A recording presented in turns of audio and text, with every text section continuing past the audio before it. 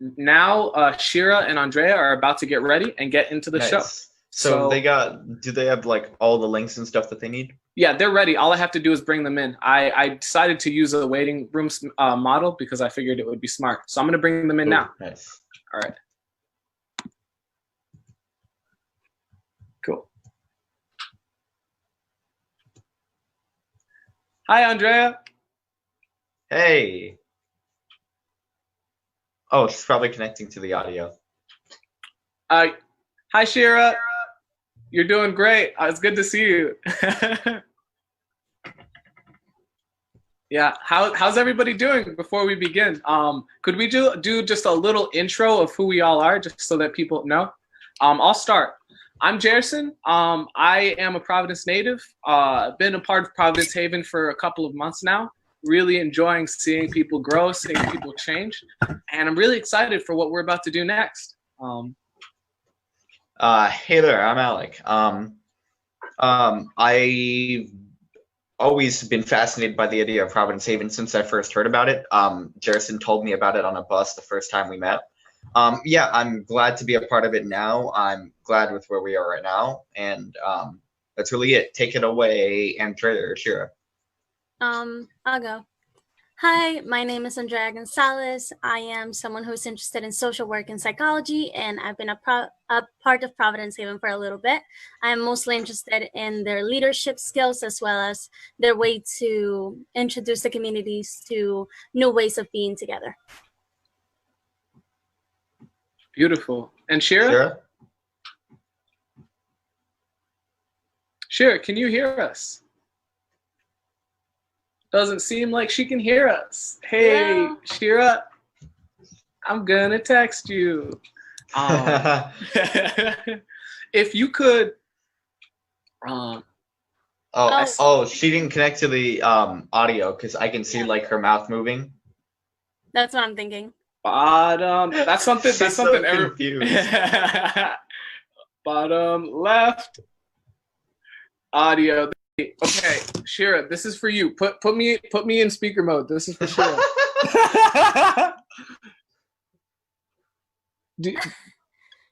Hey! Hey! Did you hear anything that was said? Yeah, I heard it all. Okay. Okay, cool. Yeah. Then all we need is your introduction. Who are you? Hold up. Whoa. Oh, interesting. Okay. Yes, that's double audio. Got it. Cool. Sorry. Yeah, so who are you, Shira Bedford? I am Shira Bedford. I met Jerison about a year, I want to say a year and a half ago. Does that sound right? And we've been like friends ever since. He's been like one of my best friends, and recently I've been working on a project with him, kind of centering around like social policy and politics. And Andrea and Alec have been working on that too. And I'm excited to get this started for sure. Cool. So to start this off, this is going to be a little bit of an interesting, maybe more introspective little segment where we'll all get a little chance to talk a bit about ourselves and kind of relate to each other, right? So today we're going to be talking about something called the business of the self, which is sort of a simple way to organize what you do in your life into a way that's easier to manage, right?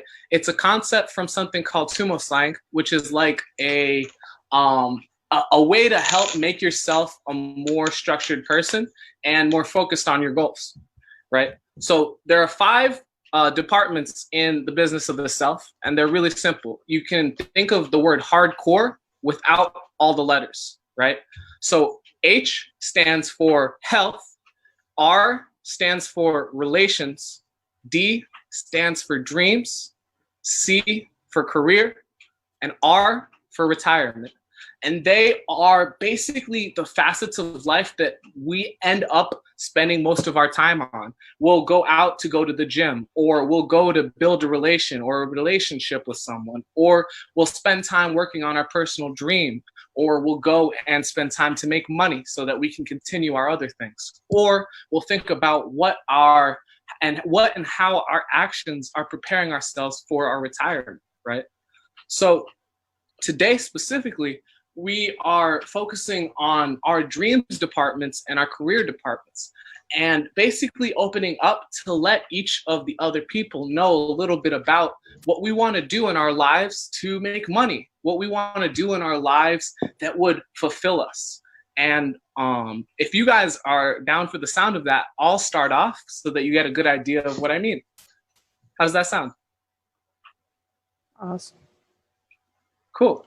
So I think I will start with my career department because money is nice, and I view it as a good way to kind of like shoot into my dreams and make my life the way I want it to. What I've been doing lately that I feel is really in a career that I would love to be a part of is writing. I am preparing to, hopefully by the end of this year, have written 3 books.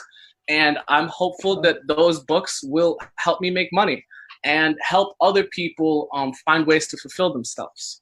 I am not somebody that really wants to be like mega rich or anything like that, but I look at like making money as a means to an end that helps me do what I want to do better.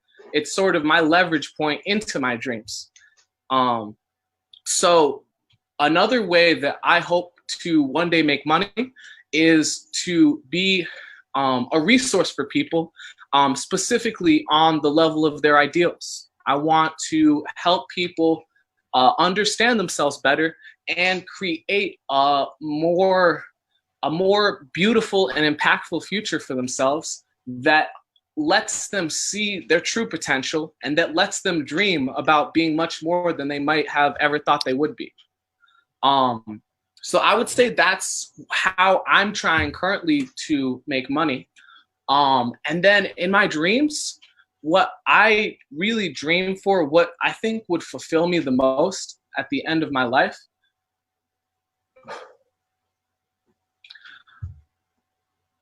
I would love to live in a world where I never met a person and I felt like they had a void. I've met many people that have what feels like a void in them, or as I would say, a lack of purpose.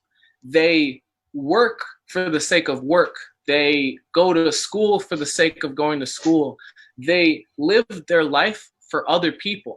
And I hope to inspire a world where people live for themselves and people find the things that they love and that they want to chase, and that they do their everything to make sure that those are the things that they do and that they reject all else.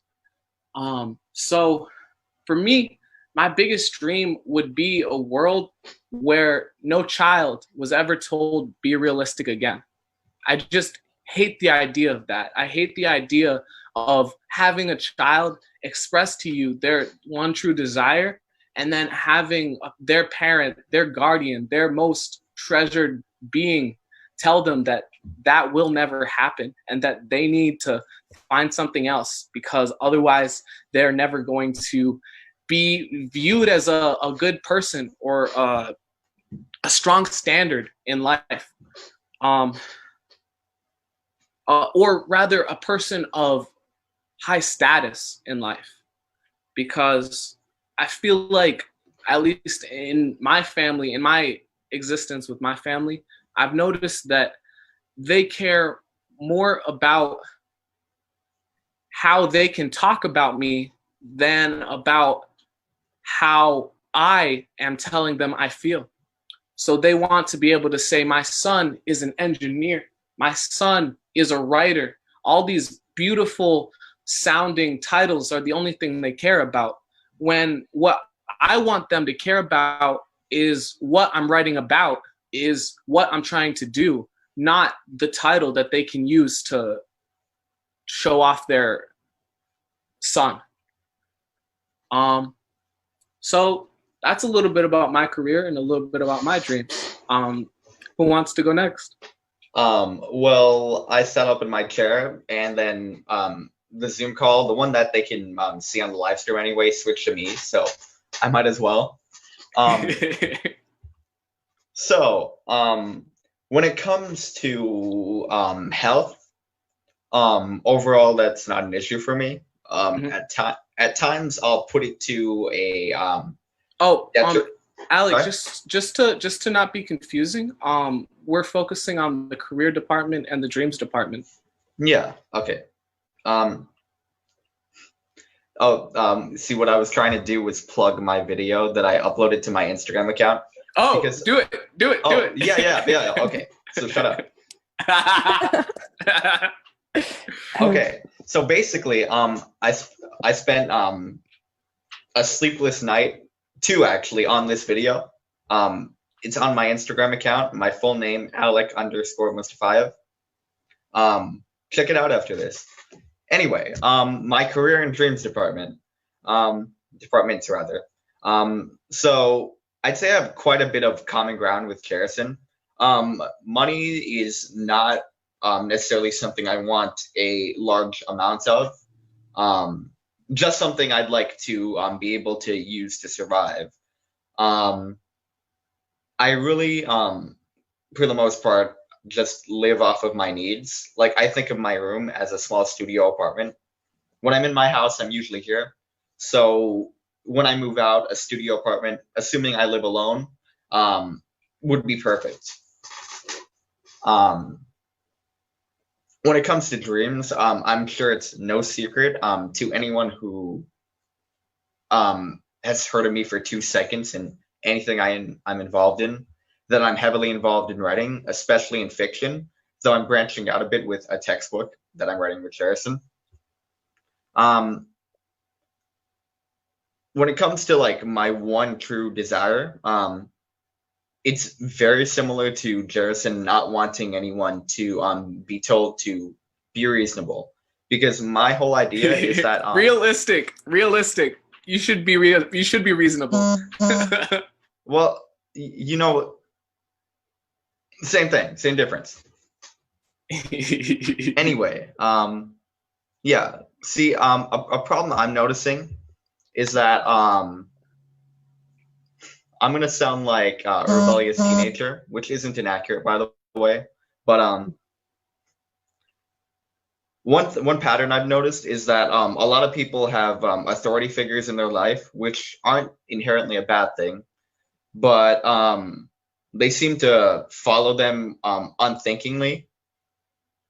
And one authority figure that I've noticed that everyone has is not actually a person, but just our idea of social norms, which I'd say one of those is actually the idea that you have to be realistic and that you can't reach out for some sort of like I can't. It's not necessarily realistic for me to want to be like a huge singer of some kind, for example. I feel like if people disavowed that limit, a lot of them could fall short of what they want to do, that high up goal. But a lot of them who at this point would not reach it could also. And I think the satisfaction could still come knowing that you tried all you could to be what you want. So really what I do a lot is in my fiction, I, to an extent, push certain mindsets. And that's really the main one I try to universally get across in everything I write. So that was me. Anyone else?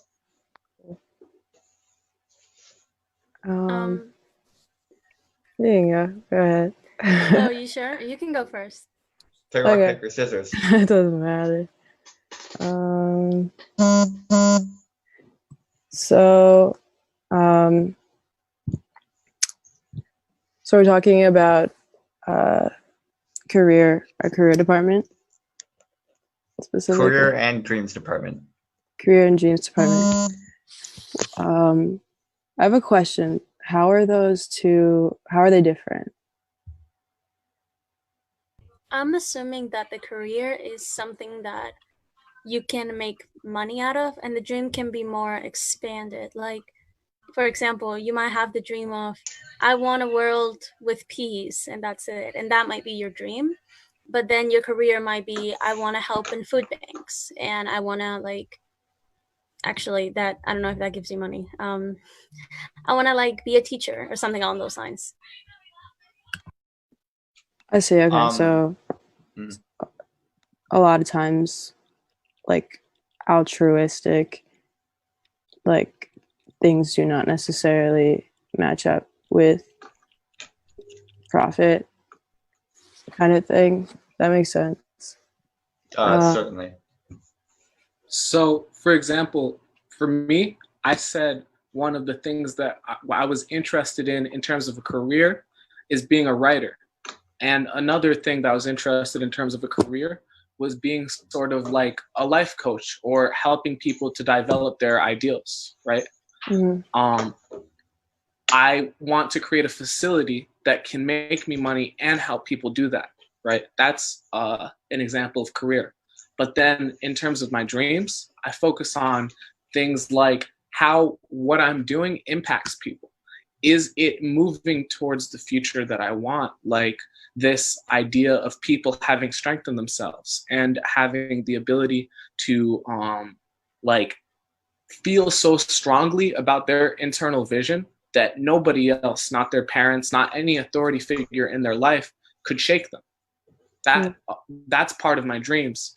And I might be able to do it through the idea of being a type of life coach, but I don't believe that I alone can make something that big happen for people across the globe. So that's why it's more in my dreams. Well, that's really cool. I mean,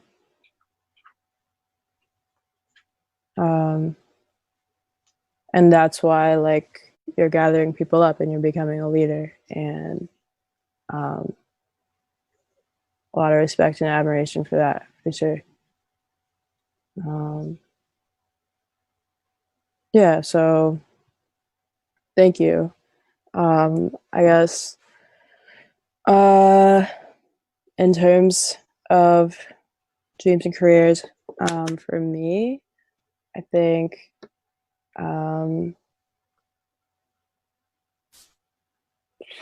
what am I interested in? I'm really interested in I was about to say altruism, but I don't know if altruism is the right word. I guess social policy and kind of the representation of people before the law, and how kind of there's where the relationship is there, or lack thereof, between the government and the people. And I think that what I want to do is somehow work towards making sure people's humanity and well-being are somehow fairly represented before the law. I say before the law, like, I don't really know what that means. I don't even know, like, it's like what I'm saying isn't even like a realistic, like, career or anything like that. So in to help sharpen that thought of the career, what's a role that you might play inside of this field of social policy? A role that I might play inside the field of social policy? I don't know. I mean, we talked about, like, maybe working, like, with the government, or bureaucratically, like working with people in the government. Obviously, I have no power at this point.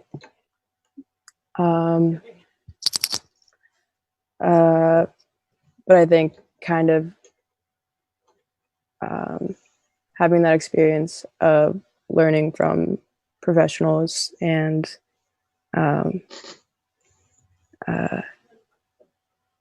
when you say professionals, let's maybe dive into that a little. What is like, you're a professional.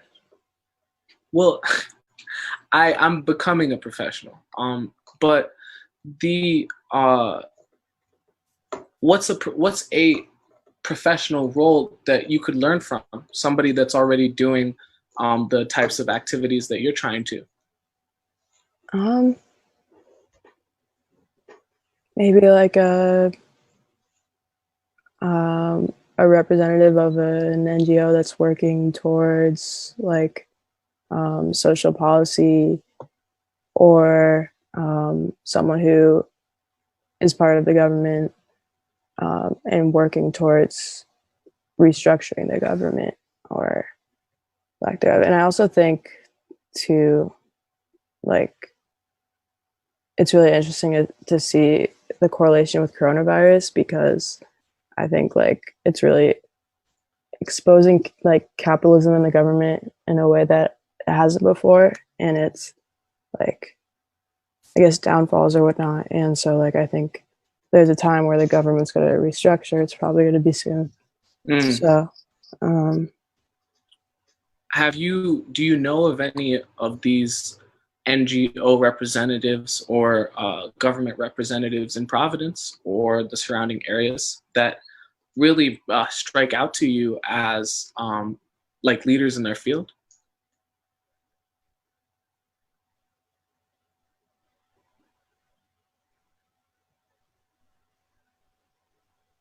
I want to say people that teach, that have the ability to teach through their experience. Can I say someone's name first and last? I don't know. I probably have to do more research for that. But I think that there are a lot of people everywhere, and especially Providence locally, that have that kind of experience, and that I and all of us can learn from. So cool. And hopefully,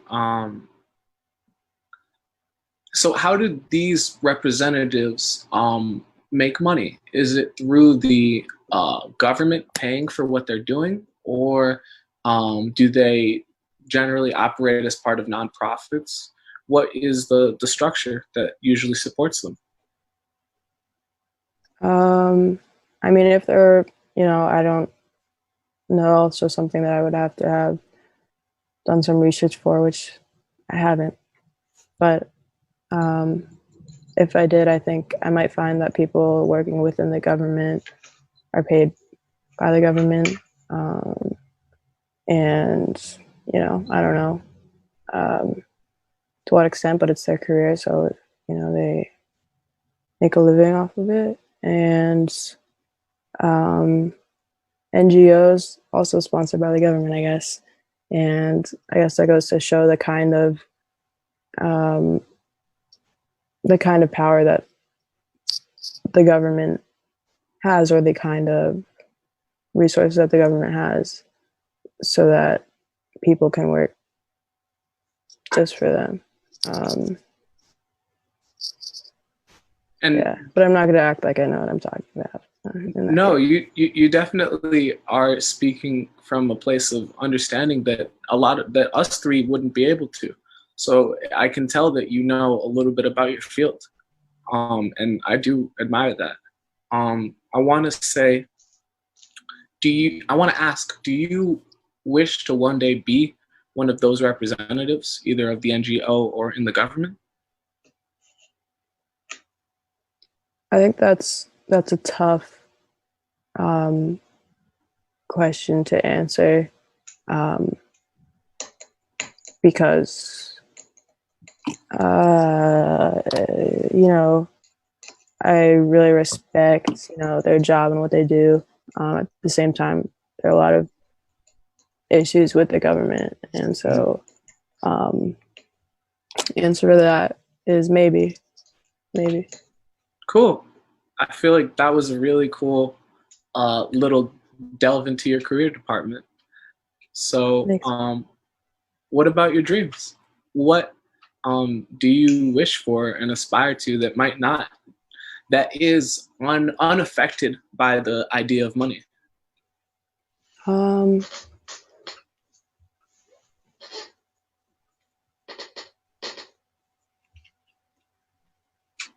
I suppose like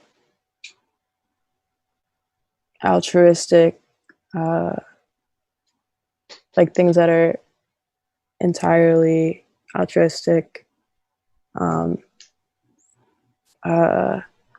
geared towards helping other people, because, you know, logically there's probably not a lot of ways to kind of participate in that kind of work and then get compensated or just directly for helping other people. So I think some sort of, you know, I mean, I guess nonprofits are named that way for a reason. So some sort of nonprofit work, and, you know, I'm just like talking about like, oh yeah, let's just help people, just, you know, equalize, but, you know, it's so much more complicated than that. But yeah, just honestly is some sort of social well-being that's, instead of structured by, you know, how like these organizations tend to work and get money, rather than actually doing it out of, you know, the goodness of the heart. So So I heard a lot of talk of organizational structure in that, but I didn't really hear a lot of what you would be doing or what kind of impact your actions would be accomplishing. And I would love to hear a little more of that. Let's see. I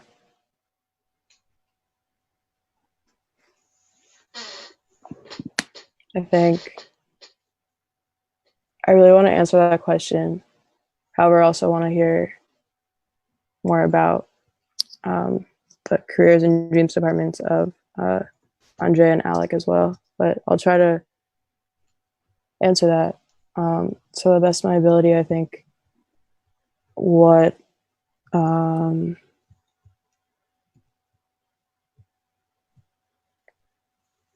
I think some kind of like equal representation before the law,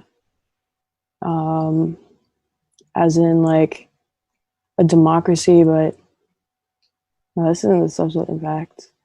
I don't know. Well, it's all right to not know, because it's definitely a hard question to answer. And a lot of us, like in today's world, haven't been pushed to answer or think about that question on a regular basis. Every time you get to think about your dream department helps you understand yourself a little more and helps you express yourself a little more. So I hope that you're able to eventually feel like you have a solid idea and can express that to anyone. Thank you for thinking and having that deep moment with us. Of course. Thanks for having me. And now on to Andrea. I am really excited to hear what you have to say. I think we all are. That was the best part. Yeah, for sure. Well, when it comes to careers, it has been clear for me for a long time that I want to be a social worker. Although I did think for a while that I would be a teacher or an educator, which actually kind of incorporates into social work. I want to do this because I do want to raise awareness of different people who don't get the same resources as a lot of the people in the world. There's actually studies that show that immigrants have less mental illness, or they're less likely to have mental illness, but that's not actually true. As immigrants, they have more experiences with changes and dramatic events. The problem is that with culture and with lack of resources, they can't get properly diagnosed. So what I want to do as a social worker is I want to provide equal opportunity for people to get diagnosed and treated. And I also want to reach more people in a humanistic way, which means that I am more looking towards the potential of one person as an individual and what they can do towards their future and how they can change their own lives and lives of others. But I focus on one person as well as their surroundings. But all that it talks about humanistic values, they're more about how one person as an individual can make a difference and can grow. So that is mostly what I want to focus on, as well as obviously other methods are obviously 100% valid, such as medicine, because it is true that a lot of mental illnesses have a physiological factor. However, I am more focused on humanistic ways because I think that they can help in many different aspects that medicine can't. Now, when it comes to dreams, I want to be able to do two things. First of all, I want to be able to be a nexus for people, which I believe kind of ties into my career anyway, in which I can help anyone of any place in which they need any sort of resource, and I can take them to another place that will provide that resource for them. Me having the knowledge that this resource will accommodate this person specifically. So I want to be able to have connections with LGBTQ plus organizations, reproductive health organizations like I do already, like libraries, immigration, housing, anything that can help anyone at all. I want to be able to have those resources available for people, no matter their color, no matter their race, where they come from, no matter their money. It doesn't matter where they're at or what they can provide for me. What matters is what I can provide for them. And then as my other dream, my more I would say out there dream, is I do want people to be able to have the resources they need no matter what, which I would be doing as a social worker, but I want to implement that in the entire world. Like, I want anyone from any sort of place to be able to get the help that they need, and for them to be able to reach out to anyone no matter the situation. The problem is that with today's society, and well, the society we've been in for a long time, that is not really possible. A lot of things are seen as weaknesses, or there's a lot of misinformation as well. I want a world that is more informed, more open to changing their minds, more open to humility as well as generosity, and more open to understand other people's feelings, or at least try to, which would be empathy in this case, or sympathy. I would like to have a world in which people are more empathetic and sympathetic towards each other and can comprehend how others need help and can help each other in that way. So in that case scenario, what would happen is that almost everyone becomes a nexus. And no matter who you go to, you can find help. That's my dream. That's a beautiful dream. It's amazing. Yeah, really. Do you have that written down anywhere? I don't. I should probably write that down. I mean, you can watch this later and then just copy. That's what I was thinking. I might have to do that because I don't always say it that way. That was beautifully said. It was very good. Thank you. It was primo. All right. So this next part is going to be a little interesting. I don't believe any of us has ever done it before, not even myself. So it will be hopefully a little bit of a collaboration where we can kind of think together and see what happens. All right. So scared. No. Don't worry. I'm scared too. This was all Alex's idea. So I want you to know. Just blame it all on me. And that's why we're If this goes wrong, it's all Alex's fault. Blame him. Just making that clear. But it's been a really cool process so far. So I think this next part will also be really cool. So what Alec said, what we thought would be a really cool idea and opportunity for us, because we don't get to do this very frequently, is to have a chance to talk about how we can all help each other and help to be a part of each other's career and dreams. Because I feel like we all share a lot of ideals, and there are many ways that we could like be there for each other. I agree. I don't know, maybe I have already some ideas, if I can share them now. Of course. Go ahead. Awesome. Okay, so I think specifically when it comes to working with Shira, what I can do, like what I can personally do and how I can personally help, is I can help with the humanistic and psychological views when it comes to politics, because there is a lot of controversy when it comes to actually changing rules, obviously, as well as just making a society that is more accommodated to everyone, and not only the people who can vote, the people who can pay, but that is accommodated for everyone. So I think that I could definitely help with that. And obviously, if you become someone who will make these changes, a politician, what you can do is you can definitely get the support from nonprofit organizations, and you can help promote laws that can be beneficial to people like me, as a not only like. Ooh, that's not good. Hey, yeah. Wait, she is frozen. I'll ask her to say it again when when her internet gets back on track. Yeah, I'm very excited to hear It what was she's. it was so good too, and then it just Yeah. ended. Where did? Oh yeah. Oh no, she's just like frozen in like a still image. Yes, it's all right. It's all right. I'm going I to. appreciate that. You're sorry. Oh, she's back. She's back. Okay. Okay. Hey, some of what you said got cut off, yo, though. But I really value everything you said. She's. Is she frozen again?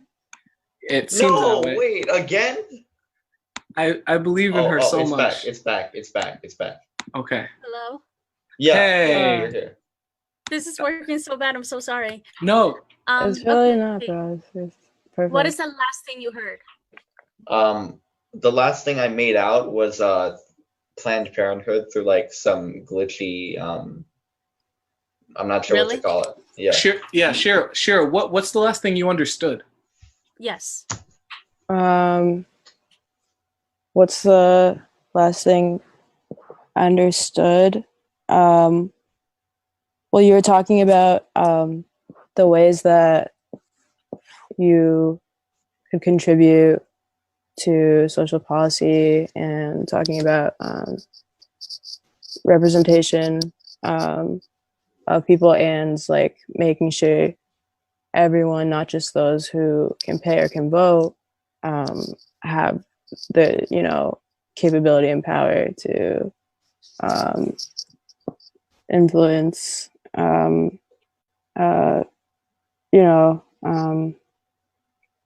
society. You're talking about the kind of resources and help that you could contribute, and then you got cut off.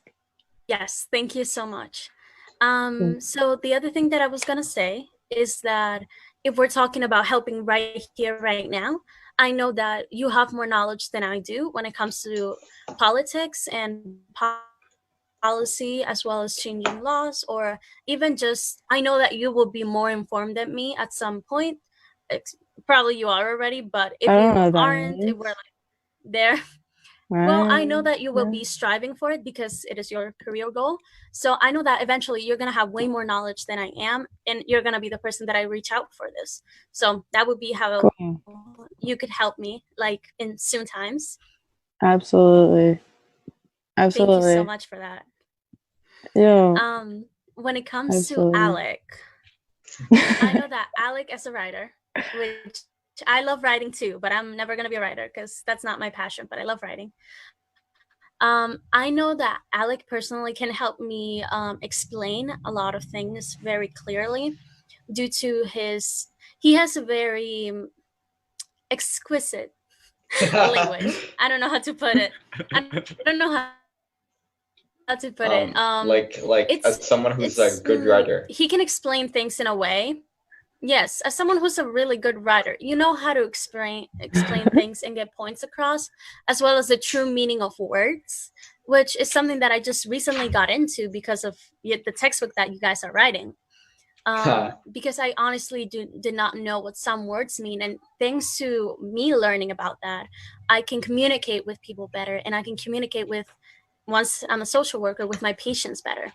But already as an educator, I feel like I'm communicating like in such a different way due to the fact that you guys have helped me with a couple of definitions. It's only been like 2 to 3 definitions that you guys have explained to me, and I already see my vocabulary changing and the way I speak and the way I talk to others. So I know that you can definitely help me with that, as well as Jerison.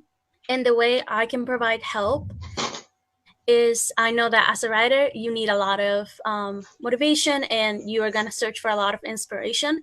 If you're ever looking for something that has to do with mental health, and you're talking about mental health when it comes to characters in your book, I know that I can give you a perspective that you might not find in a lot of places. I can give you a perspective from someone who has post-traumatic stress disorder, obsessive compulsive disorder, and a couple of others, which we should not discuss. But I know that I can give you the perspective of someone who has been through a couple of different experiences. And I don't know, I feel like that might help you with your writing if you are writing about a character that shares any of these experiences with me. Yeah, thank you. Because actually you're right. One thing that I've always done in fiction is I feel like some people, when they write, they like to dance around certain truths. So I try to do the exact opposite. One thing I've been afraid of though is it's like when it comes to like maybe depression or anxiety, I know what that's like because that's happened to me. But when it comes to more serious things, I've always been afraid. Like I've wanted to write about them, but I've been afraid. Like, what if I'm inaccurate about it and I completely misrepresent the whole experience? And actually, that is something that I can literally help you right here, right now. Every experience is different. You're never going to be 100% accurate no matter what you do. That's true. Yeah. It's just true.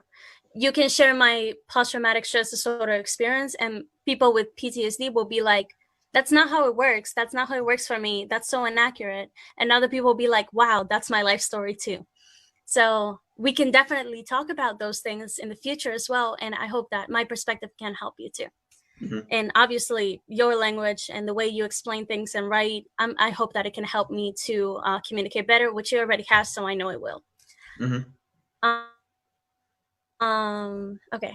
And when it comes to Jerison, I'm thinking it's very similar to Alec, although I've seen that Jerison has a little bit of a different approach, not only to language, but to people overall. I've noticed that his approach and my approach are very different, but quite opposite in many ways. He's very much motivation and very like, let's do this and let's get it. And obviously, I want to be someone who can motivate people to that level. But I also think that my perspective can help him communicate some parts of motivation that are not spoken about, such as the people who suffer from mental health disorders, that might feel like that motivation is not something that they can accomplish, not because they really feel like they can't as people, but because there's something stopping them from doing it. And I feel like, obviously, I'm sure Jerson already has that perspective, but I feel like no, that was really good. Into play. Oh, thank you. Sorry. I want to make sure that I'm also not assuming anything about your knowledge. But what I do know about you is that you're someone who very much motivates people. I know that when I see you, when I talk to you, I already feel like, oh my God, I want to do something. I want to do something big. And I want to change the world. And it's like immediate. But I also want to make sure that we are aware, since we're basically working together, that there's a lot of people who might find that motivation really hard to understand, and how you can take that motivation and change it, specifically for those people, in a way that can be helpful and not pushy or guilt tripping, which obviously is not the intention of anyone, but it can be seen that way in many instances. So I think that I could help with that in occasions, also with perspectives of, people who are different. That is super insightful. And I am probably going to call on you to help me do that at some point. Well, I hope so. I really want to be of help. And I definitely think you can help me. Not only you motivate me, period. Like, you motivate me a lot. So that's already a thing that you've been helping me on since we met. But I also want to gain that from you. You know what they say, when people spend a lot of time together, they kind of draw from each other and they take parts of each other in a good way.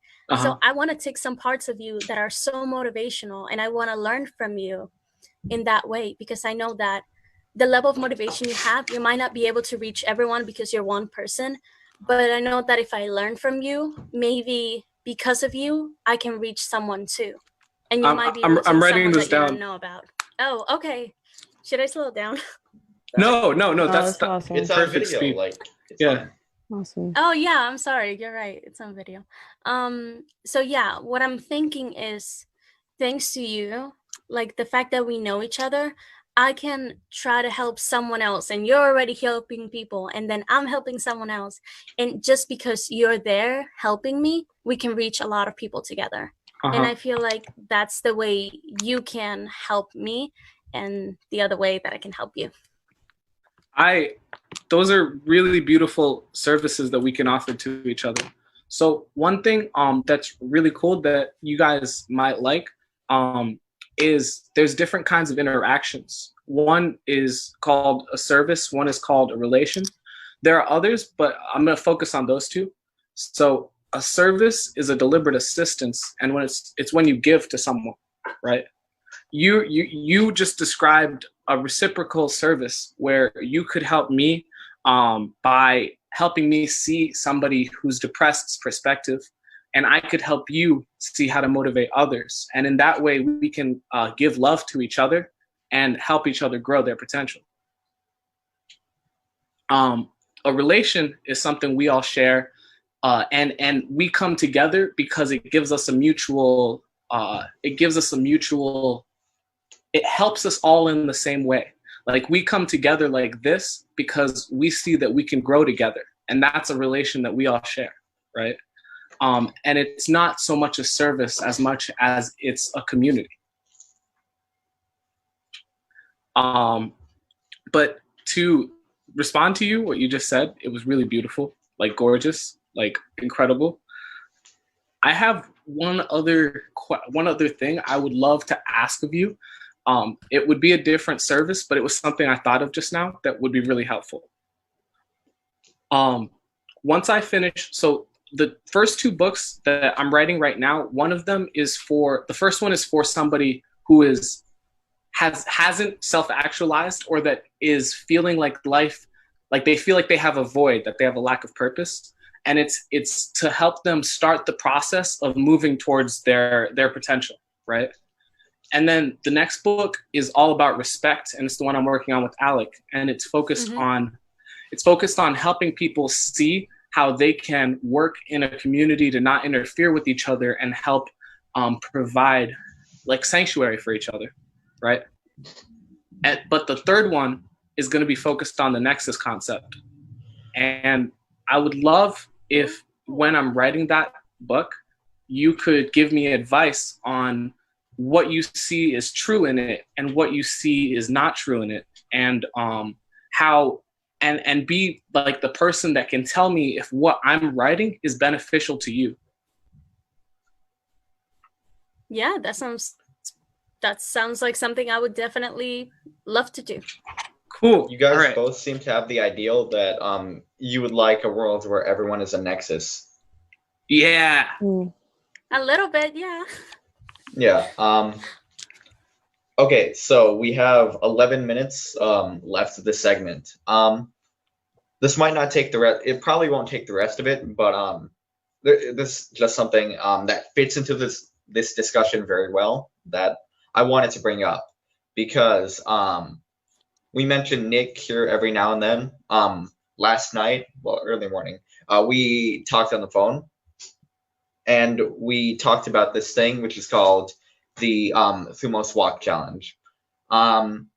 So he pointed out to me Vietnam has about 200 cases of the coronavirus.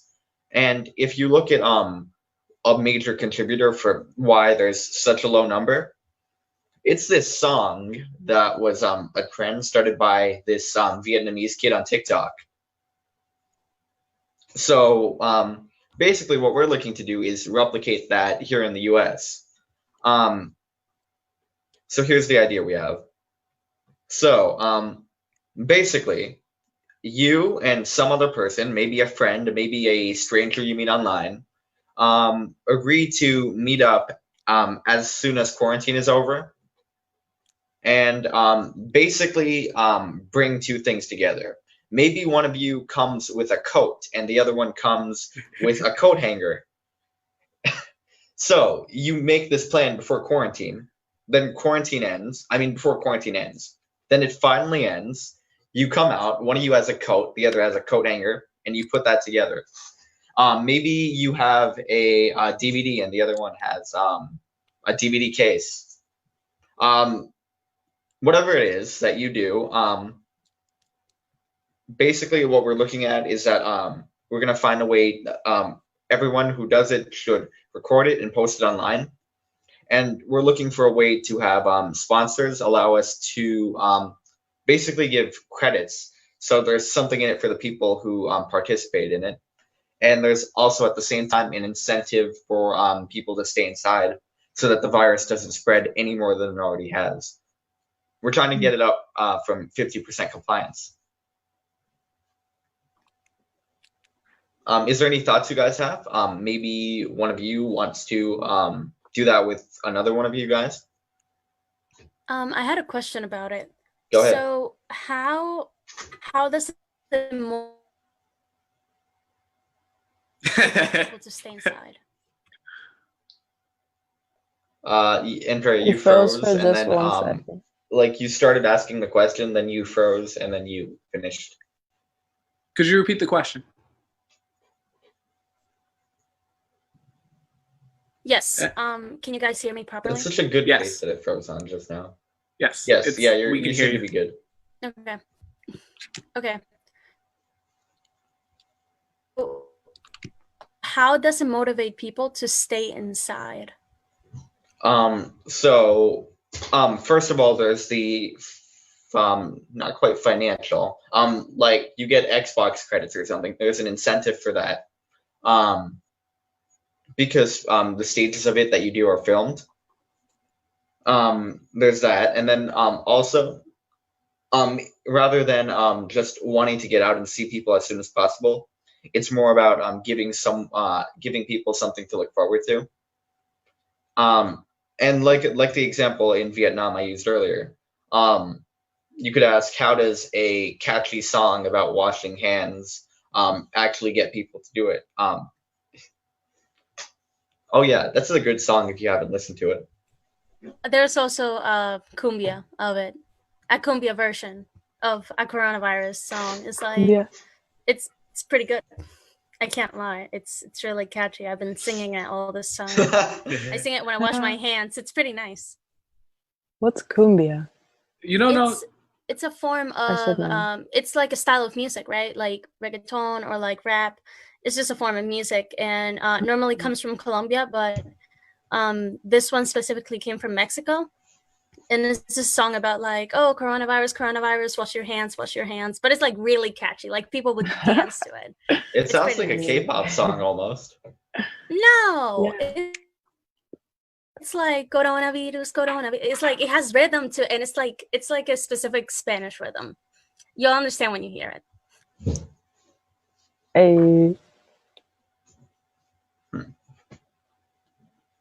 Yeah. So that's really just what I'm trying to get across. This idea is still very much in its infantile stages, but I saw the appeal of it when I heard about it. And can I get your guys' opinions on it? Like, would you do this? For If sure. if you like go on Facebook or Instagram or whatever, and you see people posting about this, would you feel like this is something you'd want to join in on? What would it make? What would I have to do? Oh, yeah, very simple. Another aspect of it is unifying local communities. So like there might be some dude who takes the same bus as you, who you find online, and then you guys start messaging each other, and you're like, hey, how about we meet up? I'll bring a book, and you bring a shelf, and then I'll put the book on the shelf when quarantine finally ends. Huh. Okay. And then we'll get like Xbox Live points. What like if this idea. the challenge? Oh, okay. Suggestions are What if very the much challenge open. included something a little bit more, like that there's more of a connection? So if I bring a book, like, I don't know, I feel like there's something missing. I don't know why, because I feel like the idea is really good, but I feel like there's something missing. Like, maybe at creation. Like, I don't know why. I feel as though I don't know how to explain it. I feel like both of them should get something out of it. Like, not only the Xbox points, but I feel like that out of that connection. Wow, I said like 20 times. Sorry. I feel as though out of that connection, those objects being like given to each other, there should be a result. I don't know why it feels that way. So like specifically by the objects being given to each other, or just a more general result? Yeah, I'm assuming.